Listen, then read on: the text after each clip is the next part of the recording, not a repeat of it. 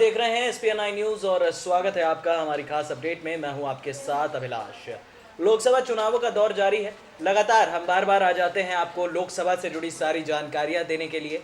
अब बात करते हैं दिल्ली की। देश का दिल, देश की धड़कन, दिल्ली, राजधानी दिल्ली।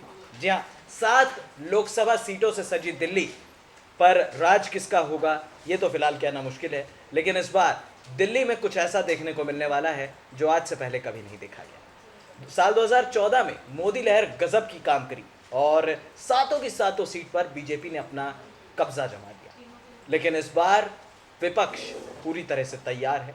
इस बार भारतीय जनता पार्टी पर वार पूरी तरह से तैयार है। राजनीतिक गलियारों में ये खबरें अब सामने आ रही हैं कि इस बार आम आदमी पार्टी और कांग्रेस पार्टी का गठबंधन हो चुका है।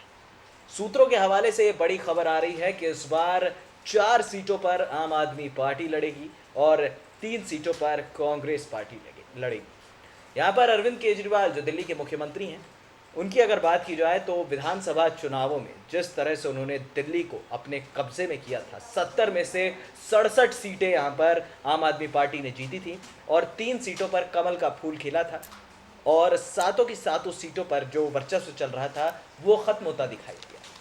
हालांकि केजरीवाल के आने के बाद दिल्ली ने 2 चीज़ों में राहत की सांस ली, एक तो बिजली और दूसरा पानी। इसके बाद फ्लाईओवर प्रोजेक्ट्स और ये सारी चीज़ें जो हैं ये बाद में आती हैं।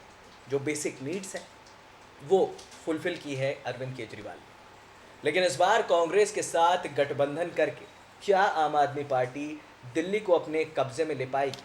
क्योंकि हम सभी जानते हैं कि केंद्र का रास्ता सिर्फ और सिर्फ दिल्ली जीतने से ही बन सकता है।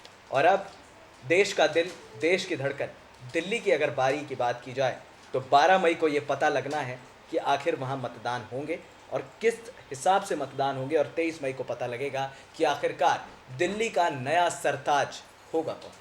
फिलहाल अगर आप बात करें तो यहाँ पर 4 और 3 के रेशियो को बांटा गया है। हालांकि हरियाणा की सीटों पर भी चर्चा की गई। हरियाणा की जो 10 लोकसभा सीटें हैं उस पर भी चर्चा की जा रही है। फिलहाल अगर जो ग्राउंड जीरो से जो खबर आ रही है वो ये है कि इस बार गुड़गांव की जो 2 सीटें चाहती थी आम आदमी पार्टी, उसमें से उन्हें एक ही सीट दी गई है गुड़गांव, क्योंकि दिल्ली से सटा हुआ है, इसलिए हरियाणा में उनको बड़ा सपोर्ट मिल सकता है।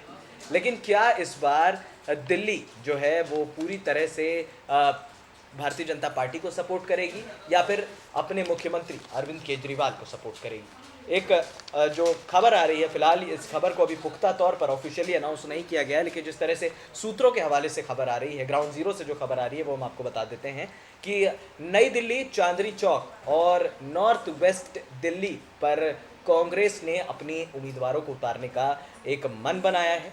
वहीं 4 सीटों की अगर आप बात करें, east Delhi, north east Delhi, west Delhi और साउथ दिल्ली पर यहाँ पर कब्जा होगा आम आदमी पार्टी का।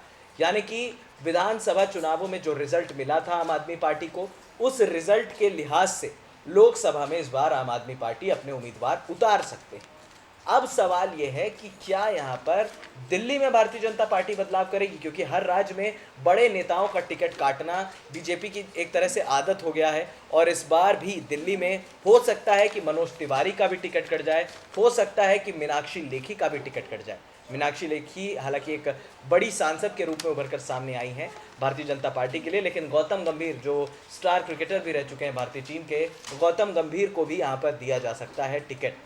बड़ी बात यह है कि यहाँ पर भारतीय जनता पार्टी को भी इस बार बड़ा खतरा है अगर यहाँ पर गठबंधन में आम आदमी पार्टी और कांग्रेस पार्टी एक साथ लड़ जाती है।